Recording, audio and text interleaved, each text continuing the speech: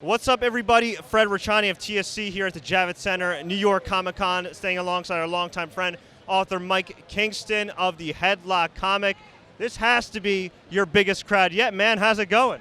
It's been insane, honestly. Every year I feel like New York can't get any bigger, and somehow it does.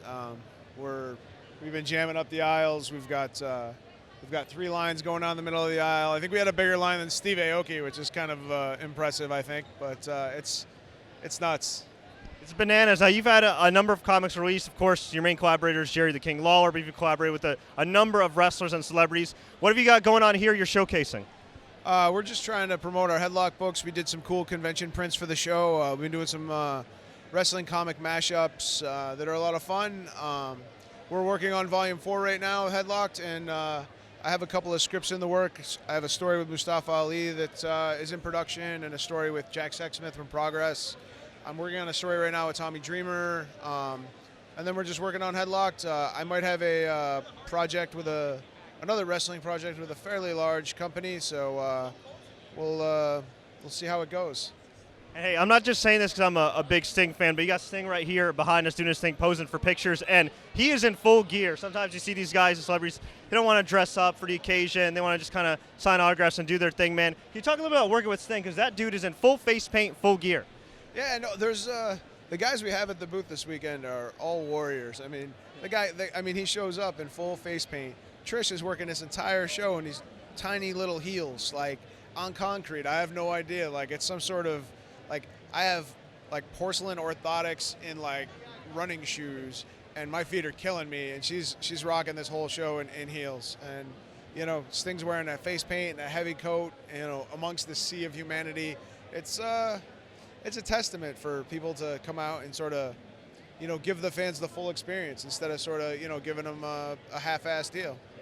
And speaking of testaments, you're a testament to that do-it-yourself mentality. I still on Twitter, I believe it's pinned on your profile, your pitch to $7 Entertainment, The Rock, the fact that you got a tweet back from him. And you recently were at All In, which was the do-it-yourself event from Cody Rhodes and the Young Bucks. Can you just talk about the atmosphere there and how it might have inspired you to keep going with this? Because, man, it's only grown from here. It's always cool to see anybody that comes from, sort of build something from nothing, there was a period of time when it felt like the Bucks were going to be out of wrestling, with the whole handshake gate or whatever, and and then they promoted the biggest independent wrestling show of all time. Like, it's nuts. And that keeps me moving. We've got the thing with The Rock sort of in limbo right now. It's Hollywood. I kind of kicked down the door, so I don't think they were ready for me, and they've got a pretty heavy schedule. I think they filmed like 7 movies in the time that this has, been going on. So, but I actually do have a call with them next week. So I'm hoping to make something happen there.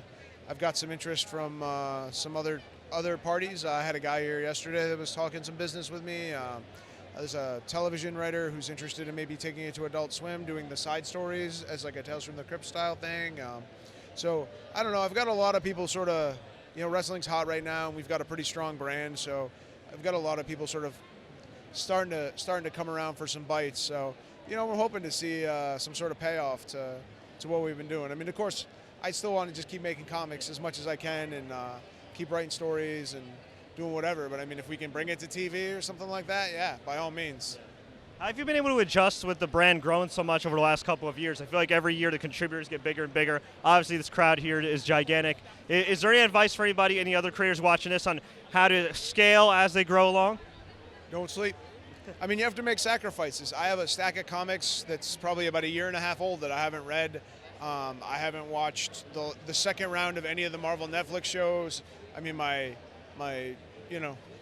this is how hard, this is how hard I'm working to be like semi-known, you know what I mean? So like, that's the game, man. There's always somebody out there working hard, and I always feel like if I take a weekend off, you know what I mean? Like, somebody's gonna gain ground on me. So, right now wrestling's hot. There's a ton of providers looking for content. So this isn't the time to take your foot off the gas. So you just keep making sacrifices, I do everything I'm taking everything day by day. Like, if I ever stop and look at the whole picture of what I have to get done, the enormity of it, I'd probably have a mental breakdown. So I deal with what's in front of me, and I try to prioritize as best I can, and I just just keep trying to move forward. Well said, man. And before I let you go, where can fans find you and Headlocked Comic online?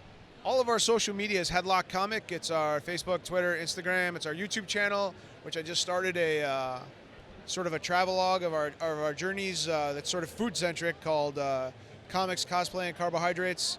And it's me traveling around the country with a bunch of my famous friends, eating at different places, seeing some cool cosplay, going to wrestling shows, and you get a little bit of the sort of the taste of the sort of the struggles, the day-to-day struggles that we go through as me trying to do all this and balance my life. So it's fun. Everybody should check it out. We got a beta episode up. We're obviously we're gonna polish it up a little bit, but we kind of wanted to give people an idea what we were doing. Awesome, man. We wish you best of luck of everything. Thanks so much, and congrats on the well-earned success. Thanks so much, man. I appreciate it.